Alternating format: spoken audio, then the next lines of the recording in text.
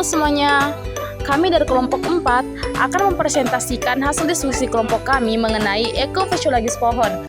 Pertama-tama, saya akan menjelaskan apa sih itu ekofisiologis pohon. Jadi, ekofisiologis pohon adalah cabang ilmu yang mempelajari bagaimana pohon berinteraksi dengan lingkungannya. Sederhananya, ini adalah studi tentang bagaimana faktor-faktor lingkungan seperti cahaya matahari, suhu, air, dan nutrisi mempengaruhi proses-proses kehidupan dalam pohon. Yang berikut yaitu proses-proses penting fisiologi. Yang pertama, fotosintesis.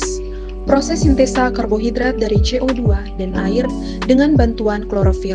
Proses ini akan menghasilkan bahan-bahan dasar yang kemudian dipergunakan untuk proses-proses yang lain. Yang kedua, metabolisme nitrogen. Proses penyusunan nitrogen anorganik menjadi nitrogen organik sehingga memungkinkan terbentuknya protein dan protoplasma. Yang ketiga, respirasi. Merupakan proses oksidasi makanan dari sel-sel yang hidup, menghasilkan energi yang akan digunakan untuk proses asimilasi, penyerapan mineral, serta proses lain yang mempergunakan energi. Yang keempat, asimilasi. Proses konversi makanan menjadi protoplasma baru, dinding sel, dan bahan-bahan lain, merupakan proses dasar dari pertumbuhan. Yang kelima, transpirasi.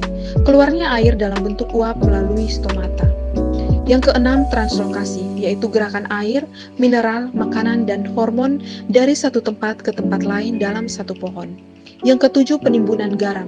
Proses pengumpulan garam di dalam sel-sel jaringan yang disebabkan oleh mekanisme transport yang aktif dan penimbunannya tergantung dari energi hasil metabolisme. Yang kedelapan yaitu penyerapan. Penyerapan air dan mineral dari dalam tanah serta penyerapan oksigen dan karbon dioksida dari udara. Yang kesembilan, reproduksi vegetatif. Reproduksi dengan menggunakan bagian-bagian vegetatif tanaman. Pada beberapa tanaman memegang peran yang penting. Yang kesepuluh yaitu zat pengatur tumbuh. Berfungsi di dalam membantu keseimbangan nutrisi dengan bersetindak yang sangat rumit di dalam prosesnya. Hormon tumbuhan atau fitohormones secara fisiologis adalah penyampaian pesan antar sel yang dibutuhkan untuk mengontrol seluruh daur hidup tumbuhan. Di antaranya perkecambahan, perakaran, pertumbuhan, pembungaan, dan pembuahan. Sebagai tambahan, hormon tumbuhan dihasilkan sebagai respon terhadap berbagai faktor lingkungan, kelebihan nutrisi, kondisi kekeringan, cahaya, suhu, dan stres, baik secara kimia maupun fisik. Oleh karena itu, ketersediaan hormon sangat dipengaruhi oleh musim dan lingkungan. Pertumbuhan, perkembangan, dan pergerakan tumbuhan dikendalikan beberapa golongan zat yang secara umum dikenal sebagai hormon tumbuhan atau fitohormon. Yang ke-11, pengangkutan, yaitu proses gerakan air, mineral, makanan, dan hormon dari suatu tempat ke tempat lain di dalam pohon. Selanjutnya, reaksi fotosintesis. Fotosintesis adalah proses pembuatan atau pembentukan makanan yang dilakukan oleh tumbuhan, terutama tumbuhan yang mengandung zat hijau daun, yaitu klorofil dengan bantuan energi cahaya matahari. Dalam proses fotosintesis, energi cahaya matahari bereaksi dengan 6 molekul karbon dioksida dengan 6 molekul air untuk menghasilkan 1 molekul glukosa dan 6 molekul oksigen dengan persamaan 6 CO2 dan 6 H2O ditambah bantuan cahaya matahari menghasilkan C6H12O6 plus 6O2. Adapun dua reaksi dalam proses fotosintesis, yaitu satu, reaksi terang. Reaksi terang adalah reaksi penyusunan zat anorganik dan zat organik dengan bantuan energi cahaya matahari. Yang kedua, reaksi gelap.